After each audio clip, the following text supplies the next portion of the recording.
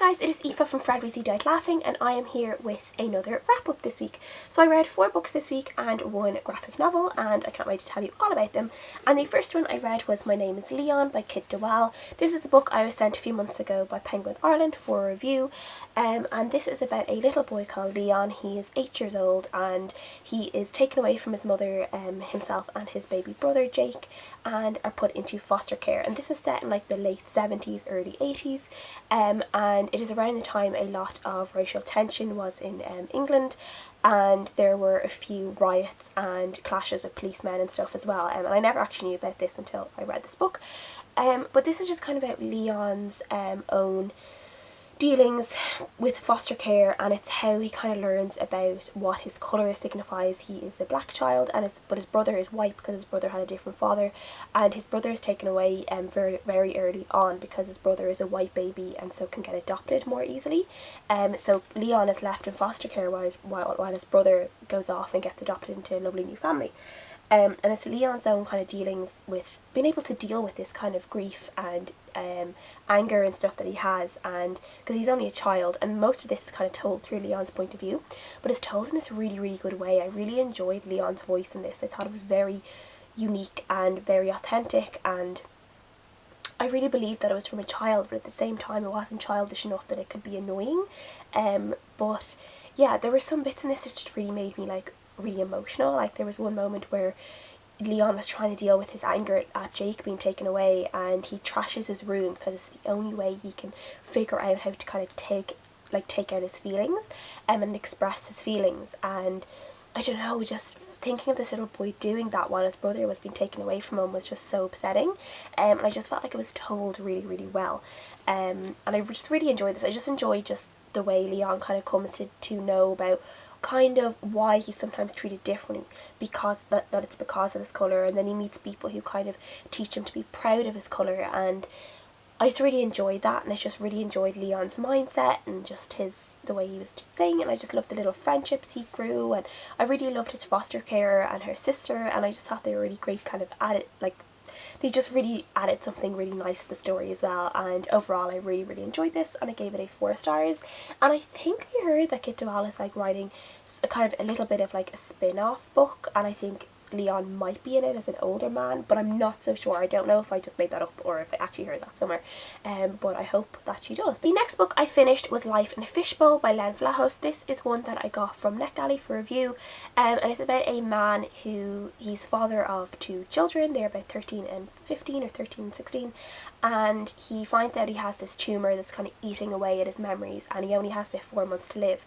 So he does this really kind of rash decision and decides that to try and make sure his family have money after he's gone and no longer able to support them, he signs himself away as kind of like his last months are going to be shot by a reality TV show. So they kind of come in, this network come in, this TV crew kind of take over the lives of this family and kind of start trying to control them and basically take away this family's last few months with their father and with their husband. And it's told in this really great way, and it's kind of told through different points of view a lot, and I don't know, I did really enjoy this book, and as well in this book the tumour itself has its own point of view, and it kind of gives itself a name and a gender and everything, and I just thought that was really interesting that we got the point of view of the tumour, because I felt like it kind of like you hear a lot of people who have suffered from cancer and they've named their tumour kind of to give it I think it's to make it a little bit less scary. They kind of name their tumour, and maybe it's like Stan or Frank or something like that, and I just felt like this was a little bit of in line with that, that this tumour kind of was personified and got its own kind of personality and feelings and stuff like that. And near the end of it you almost start feeling sorry for this tumour, and which is like so strange because you should not be feeling sorry for like a tumour. You should have no feelings but hate towards a tumour. But yeah, it was just really interesting the way it was told. I really enjoyed kind of the way the story was showing us how reality TV has very much taken over our lives today. Like the stuff that was happening in this, like, you know, a man's last few months being recorded for a reality TV show, that is not so far-fetched in my opinion. Like I could totally see that being something on Bravo or one of those other TV shows. Like it probably already exists for all I know, but I definitely feel like that would be a show that could appear on our TV screens any day. Like, I feel like we're very much a reality TV obsessed generation at the moment, after the Kardashians and stuff like that. And yeah, it just kind of shows the ugly side of reality TV, and how so much of it isn't real, and how they can really take over people's lives. Yeah, this is like a YA contemporary, but I felt like very much the start of it as well wasn't that YA, but the second half, it kind of gets taken over more by like the teenage characters, and like I did really enjoy this, and I read it really quick. I read it more or less in one sitting. I read the bulk of it on like one bus ride into work, but I just think that I kind of lost how much I really enjoyed it near the end of it. I didn't care so much, and near the end of it, obviously the dad is dying, and I didn't cry or anything. I didn't really feel that emotional, but I think it's because there is like this comedic humour, kind of strange humour that's throughout the whole book. So I think that might have been why. And it wasn't that sad. I find the ending of it wasn't that sad considering a character had died. Yeah, so I gave it a 3.5 out of 5 stars because I did really, really enjoy it for most of it. I just kind of lost my enthusiasm for it near the end, but overall it was a really good book. Another book I read this week was Girl Unknown by Karen Perry. This is a book I also got sent by from Penguin Ireland for review, and this one is kind of like a mystery, not really a mystery, more of a thriller. And it's about this professor called David, and he has a student that comes into his class one day and tells him that he's her father.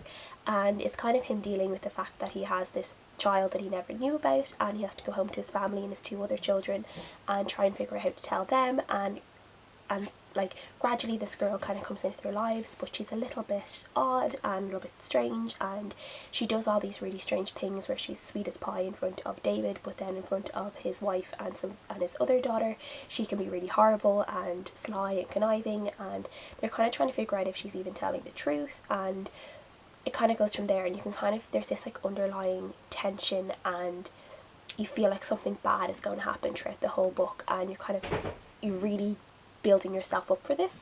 And for most part I did really enjoy this book. I did find myself like I just really wanted to keep going because I wanted to find out what happened near the end, because there is a little bit of like a prologue that kind of gives you a hint of what's going to happen at the end, but I wanted to find the bigger story around that. So I was like really, really like interested in turning the page and wanting to find out what happened. I did find this is more of like a domestic thriller. It's not like that absolutely crazy or insane the way some thrillers are.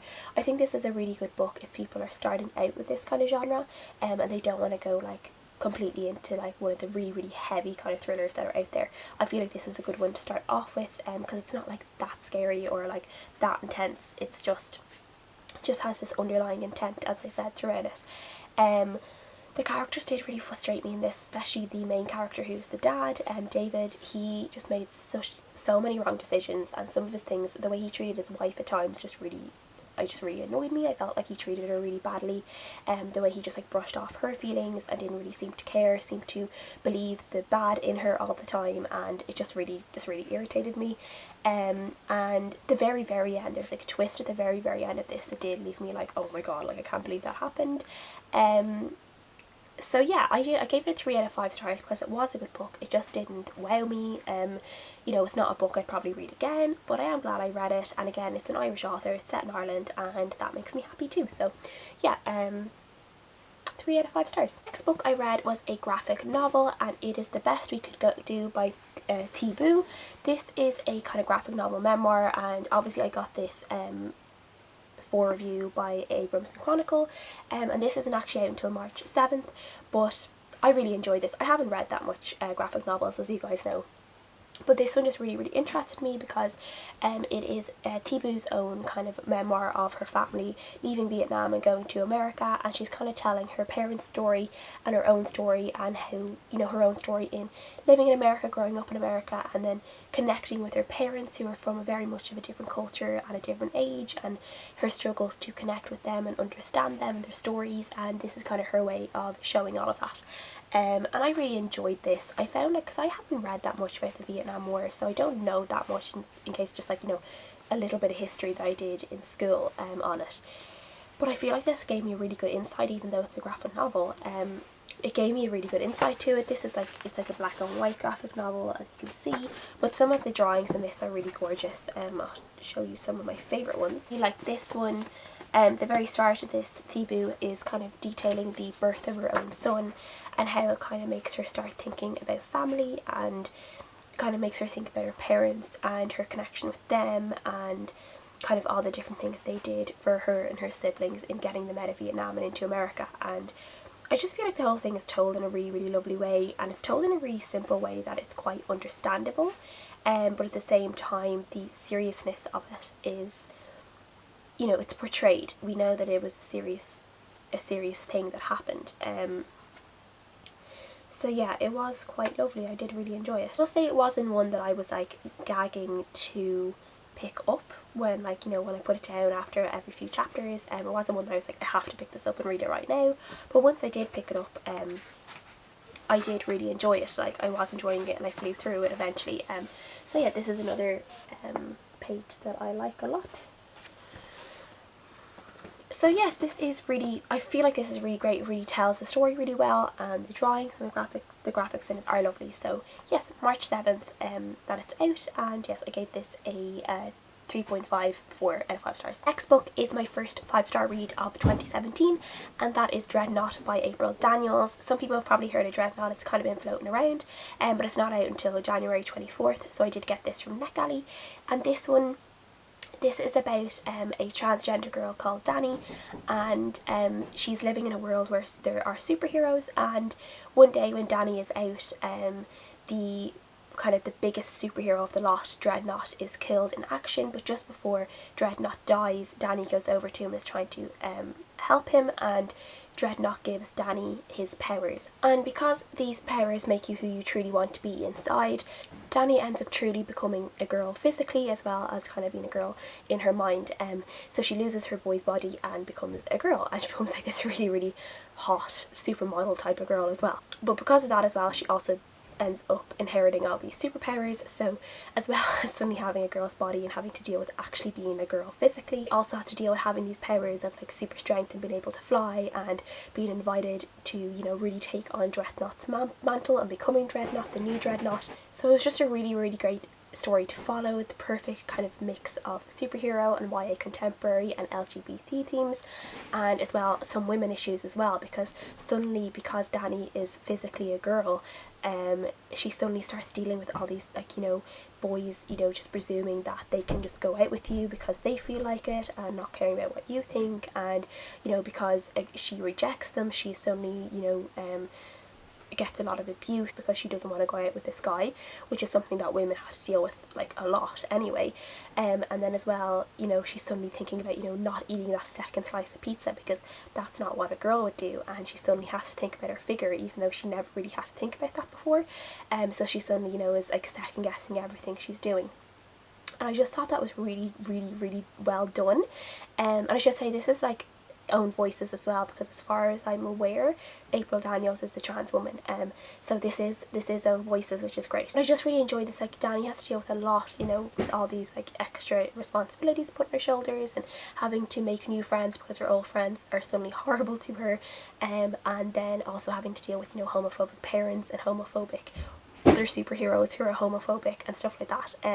And yeah, it just gave me everything that I wanted in like this story, because I'd heard a lot about it. I didn't know what I was going to get going in, but I ended up absolutely loving this. It really like had me gripped. The battles near the end, like the big superhero battles, were brilliant. Yeah, it just has everything, and I just would love this to become a movie or a TV show, because I think it would be told really, really well. But yeah, I just really, really enjoyed this book, and I gave it a 5 out of 5 stars. Everything I've read this week, please let me know what you guys think down below, and thank you guys for watching. I'll see you guys again next time. Bye.